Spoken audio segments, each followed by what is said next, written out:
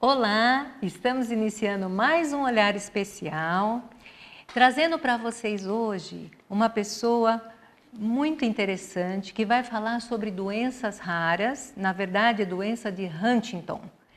É Maria Gorete Nunes Marques. Obrigada, Gorete, por estar aqui com a gente no Olhar Especial. Eu é que agradeço a oportunidade, porque a informação é uma coisa super importante nesse assunto, então sou eu que agradeço. Tá bom.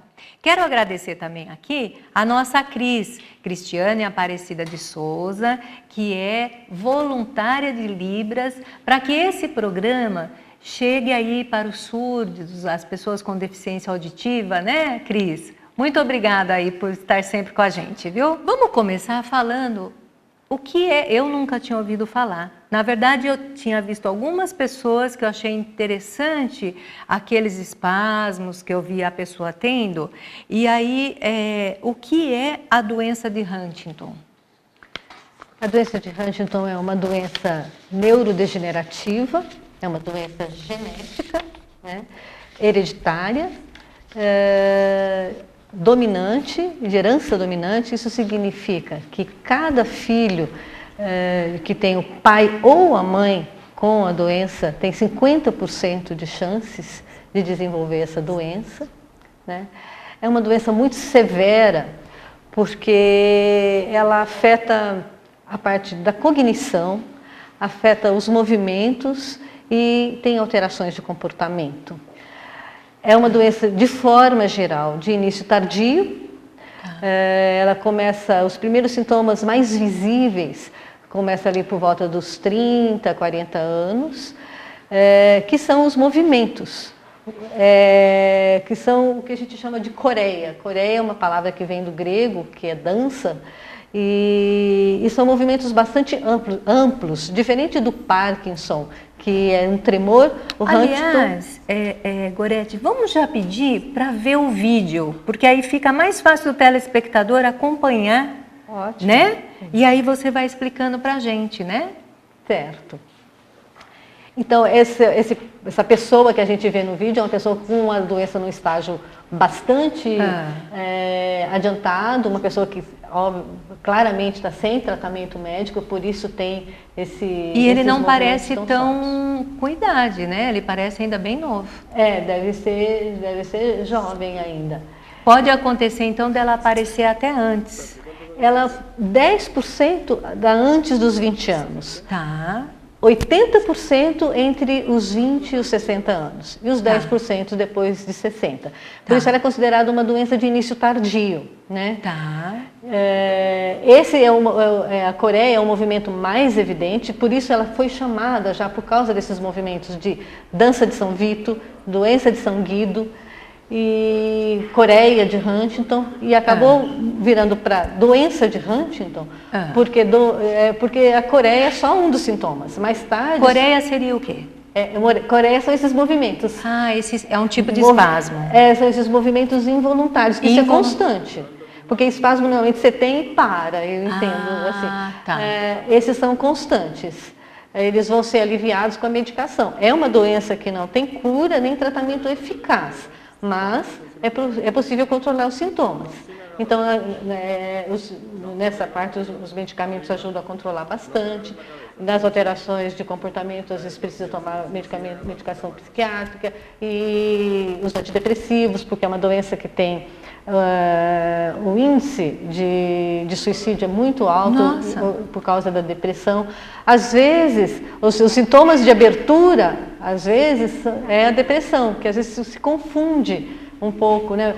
Apesar de a gente falar que a doença começa por volta dos 30, 40, às vezes 10 anos antes já tem esses sintomas mais sutis, que são as alterações cognitivas, falta de planejamento, desorganização e, às vezes, a depressão, que hoje a depressão muitas pessoas têm muito comum, às vezes confunde um pouco e o diagnóstico demora para ver. Quando é numa família que já tem um histórico muito evidente, logo se percebe, mas se não tem esse histórico, isso vai retardando o diagnóstico, porque é uma doença rara, ela é pouco conhecida, não só das famílias, mas também da classe médica. Isso vem mudando nos últimos 20 anos, a gente percebe que o conhecimento já melhorou muito em relação ao que era, mas ainda é desconhecida. Sim. Então, esses movimentos, a tendência é isso evoluindo, então ela afeta os movimentos, esses externos, mas também os movimentos internos, então movimentos de deglutição, então a pessoa afeta muito essa parte de fala, que é o que a gente chama de disartria, e para engolir, que é a disfagia. Então isso vai crescendo até a pessoa ficar completamente dependente. Então vão ter muitas dificuldades para a fala, vai até que a pessoa vai perder a comunicação, a parte de alimentação, que no estágio bem adiantado precisa de alimentação pastosa, às vezes uso de sondas, né? E precisa de um cuidador praticamente o tempo todo. Na verdade, a doença de Huntington é uma coisa que a gente fala, ela não é uma doença familiar, não só pela herança genética, mas também pelo forte impacto que ela causa na família toda. Porque mesmo que nem todos os membros sejam afetados pela doença, são afetados emocionalmente, financeiramente, porque normalmente o cuidador é uma pessoa que às vezes é um familiar que está em risco também, então ele sofre com aquela angústia de que ele possa vir a ter doença. Estou cuidando do meu pai hoje, eu também posso. Já está angustiado, pensando que... Essa é uma angústia real, né? Porque esse número é bastante alto, né? Essa possibilidade de 50%. Com certeza. De herdar o gene, porque assim, se a pessoa herdou o gene, ela vai desenvolver a doença em algum momento da vida, a não ser que ela morra antes de outra causa. Bom, e é uma doença rara, ela explicou para a gente sobre a doença, os espasmos, né, o que acontece. E eu queria saber, alguém na família, se quiser saber se tem a doença ou não, você falou que ela é genética, no caso, vamos dar o exemplo eu perguntei para ela como ela chegou até essa associação. Você disse que na sua família tem, né? Isso, na minha família tem várias pessoas, né? Eu conheci minha avó, os irmãos dela, meu pai, os irmãos dele, minhas irmãs e já sobrinhos agora. Então, sim, é possível saber se a gente herdou o gene. Então, é possível fazer um teste que chama um teste molecular, que faz uma extração do DNA e é analisado através do DNA se a pessoa herdou aquele gene alterado. Se ela herdou, ela vai ter a doença.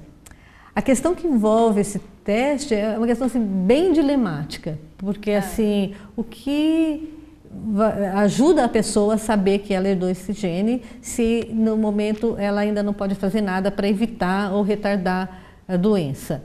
Então, é bastante difícil essa decisão. A maioria das pessoas prefere não fazer o teste, prefere o benefício da dúvida, né? Que é viver com esses 50% de chances, do que conhecer o resultado. Algumas pessoas fazem e para isso é importante ter um aconselhamento genético, que é uma orientação e um apoio para que essa pessoa consiga viver bem com esse resultado. É importante porque o teste só diz que ela herdou ou não o gene, não diz em que momento vai começar a doença, a gravidade, o grau, isso não, o teste não responde. Então, por isso que precisa de um apoio muito grande, existem normas internacionais que orientam para que se faça esse teste de forma adequada. E é disponibilizado na rede pública esse teste? Por exemplo, quem está nos ouvindo lá na Bahia, no interior de São Paulo, em Minas, enfim, aliás, um grande abraço a todos vocês que nos assistem, que mandam seus e-mails, um grande abraço a todos vocês. O teste ainda não é disponível na rede pública, no SUS, né? Na verdade, o SUS não tem cobertura ainda pelos testes genéticos de forma geral. Ah, não tem? Não tem. Essa é uma reivindicação há muito tempo das associações, das pessoas. Alguns testes são feitos no âmbito de pesquisa nas universidades, né, nos hospitais de clínicas, nos hospitais públicos, mas sempre com pesquisa. Existe agora uma luta já de alguns anos para que isso seja incorporado. E essa reivindicação das associações acabou culminando no que a gente chamou de Portaria 199 do Ministério da Saúde. Em 2013, houve no Dia das Doenças Raras, que é em 29 de fevereiro, houve uma audiência, houve vários eventos, e num deles o Ministério da Saúde formou um GT, um grupo de trabalho, que desenvolveu uma política. Esse grupo de trabalho era formado por especialistas, por representantes do governo e por associações de familiares, que fez essa portaria 199, que é uma coisa muito importante, fundamental para que esses serviços sejam oferecidos no SUS. Poxa. É uma grande conquista assim, de movimentação das famílias, das associações, só que agora isso precisa ser implementado. Foi assinado. E o que precisa para implementar? Então, agora, esse ano, o mês todo de fevereiro, houve vários movimentos, várias manifestações. Inclusive, já vamos falar, né? Um grande abraço para Mara Gabrilli, que está lutando para isso, né? Sim. O Romário, que está junto, não é isso? Sim, são pessoas fundamentais. A gente pode até entrar no Face aí, olhar tudo que foi feito, porque parece que fevereiro foi falado das doenças raras, sim, não é isso? Todos os dias foram veiculados, foram feitos movimentos, né, a esse respeito, justamente pedindo o quê? Para que essa portaria seja implementada. E o que precisa para isso que você perguntou? Precisa de uma coisa que chama pactuação. Pactuar, o Estado agora precisa fazer uma pactuação com os municípios. Assim, isso é importante saber, existe uma verba federal destinada para esse segmento das doenças raras. Não vai ser preciso, digamos, que os municípios retirem da sua verba da saúde para fazer esse atendimento. Existe uma verba especial para isso. E para isso precisa fazer essa pactuação, assinar um documento em que a Secretaria de Estado, as secretarias municipais e as instituições que desejam fazer esse atendimento possam fazê-lo, receber essas verbas. Então, assim, vamos, nós que somos lá do interior, eu sou de uma cidadezinha, 5 mil habitantes, Cabralha Paulista, interior de São Paulo. Como é mais difícil chegar no nosso governador, a gente pode chegar no nosso prefeito. E pedir que esse prefeito peça, né? Porque tem aqueles momentos, as associações de prefeitos, todo mundo junto, pedir para que se peça para o nosso governador fazer esse pacto com o município. Isso. E aí, quem que vai receber essa verba do federal? Vem para o governo ou vem para o município? Vai ser repassada pelo município, né? Para as instituições que vão atender, porque são doenças raras, elas não vão ter todos os UBSs, evidentemente vão ter. Claro. Não, vai ser centralizado, regionalizado, conforme a expertise daquele centro. Tá. Então, por exemplo, vamos dar um exemplo, a Unifesp é especialista em erros inatos do metabolismo. As pessoas, digamos, seriam direcionadas para lá e outros, dando um exemplo aqui de São Paulo, né? Tá. Porto Alegre é um outro lugar. Isso que eu ia te perguntar mesmo. Aqui em São Paulo, quem que está nos assistindo e precisaria ver, saber mais ou passar por uma consulta, ele iria procurar em que lugar? Então, o ideal vai ser, quando essa portaria essa rede tiver implementada, tiver funcionando, lá no centro de saúde vai ser alguém que vai saber direcioná-lo. Vai dizer, você vai passar por tem uma característica de uma doença genética, por exemplo, ele vai ser encaminhado para o geneticista que vai encaminhar ele para o centro. E vai ser por demanda, por exemplo, a gente tem uma região que tem mais pacientes com determinada doença, então aquilo vai ser, o centro vai ter ali mais perto, para que haja um deslocamento menor. E essa portaria, aliás, esse essa portaria, na verdade, é atenção integral no SUS. Esse sistema vai dar todo o atendimento para a família. E para quem está nos assistindo, que queira entrar no site, saber informações, mandar e-mail, perguntar, que está passando ou sabe de alguém que está passando por uma dificuldade, e, né, qual seria o site e o e-mail? O site é www.abh.org.br e o e-mail é abh@abh.org.br. Basta mandar um e-mail para a gente que a gente esclarece as informações. Existem algumas associações no Brasil, né? Existe a ABH e uma associação em Brasília, que é a UPAD. No Brasil todo, só duas? São só duas associações. E a gente tem incentivado a formação de alguns núcleos regionais, porque é muito difícil formar uma associação. Então, a gente tem um em Alagoas, no Rio Grande do Sul, uma tentativa no Rio de Janeiro, em Minas, mas esses mais organizados são de Alagoas, Rio Grande do Sul e Brasília. Tá. Bom, eu vou chamar mais um vídeo enquanto eu vou te perguntar quais as dificuldades que vocês encontram para se cuidar, para o tratamento, enfim, para a vida. Bom, no dia a dia a dificuldade ainda é o diagnóstico, né? Mas assim que se identifica e normalmente como se tem o diagnóstico? Na verdade a pessoa começa com esses movimentos, as coisas vão para os serviços de saúde e vai para um neurologista. Na verdade, quem vai identificar a doença, muito provavelmente, é o neurologista. Às vezes o psiquiatra, porque se a pessoa tem alguma alteração psiquiátrica, pode ir pelo psiquiatra. Que nem aqui no vídeo, né? Aparece, ele ainda é novo, né? Então, ele é jovem, parece que tem uns 30 e poucos anos, né? E você vê, ele já não consegue fazer a barba, por isso que precisa, a importância da família no acolhimento e na ajuda é fundamental. Então, voltando àquilo que eu falei, é uma doença familiar também nesse sentido, precisa de muita dedicação. A mulher normalmente tem um papel fundamental, ela acaba saindo do mercado de trabalho para cuidar, né?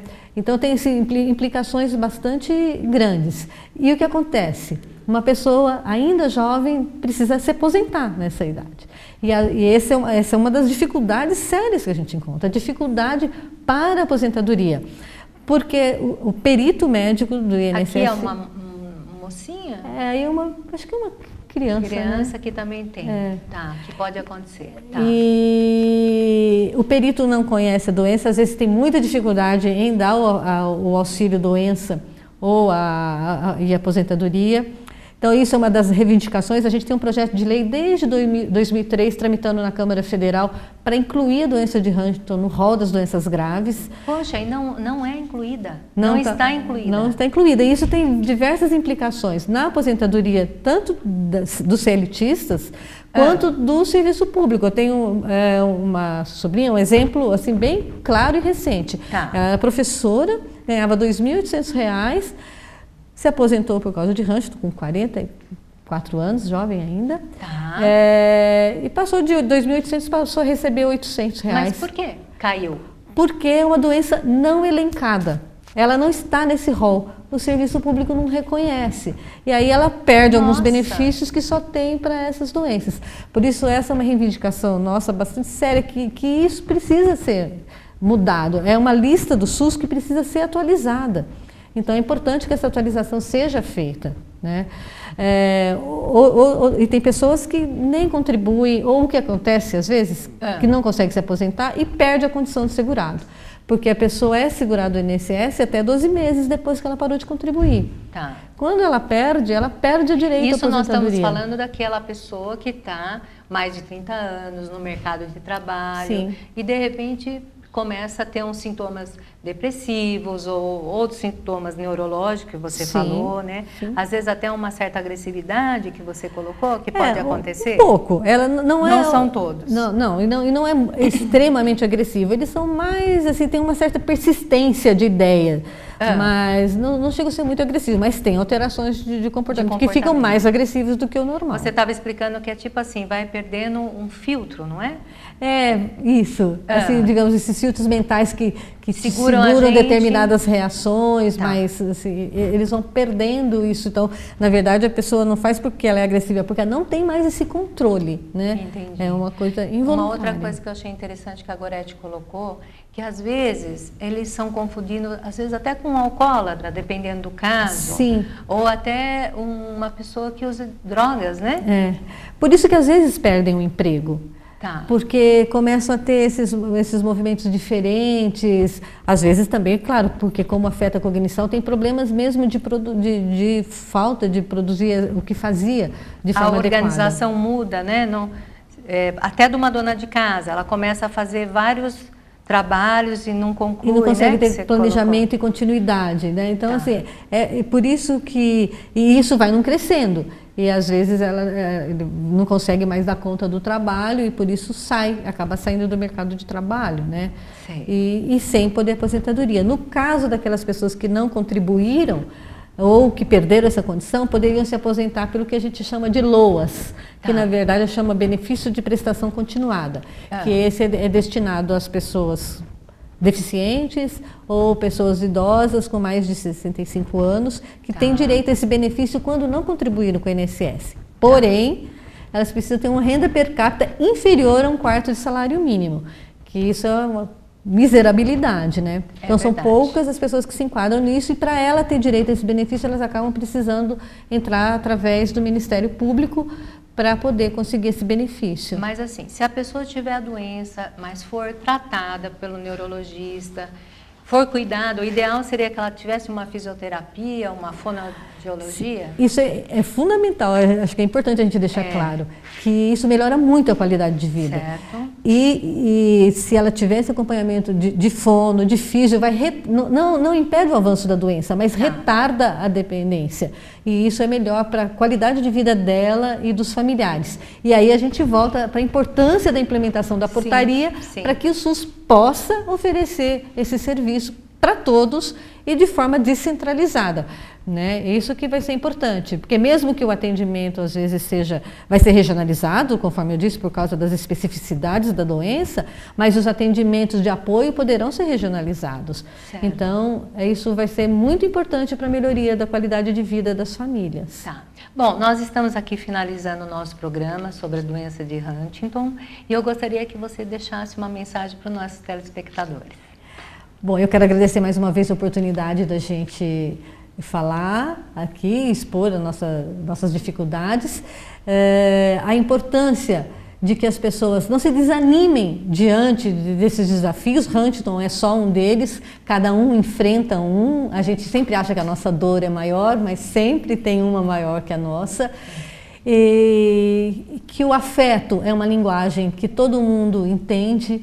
Eu acho que é importante que as famílias entendam que às vezes o paciente, nas diversas doenças, não está compreendendo as coisas, mas o afeto é uma coisa que compreende sim. E que cada um de nós, que trabalha nesses segmentos, nessa parte de saúde, procure participar dentro da sua região dos movimentos como o Conselho de Saúde, procure dentro do seu município uma forma ativa de participar para poder conseguir que essas coisas melhorem para todos nós. É só através dessa participação, porque não adianta a gente ficar gritando se a gente não participa pelas vias legais. E os conselhos de saúde municipais é o primeiro degrau que a gente tem para conseguir essa movimentação, para que isso melhore, não só para Huntington, mas para todo mundo. Tá. Bom, gente, um grande abraço a todos vocês. Muito obrigada pela audiência.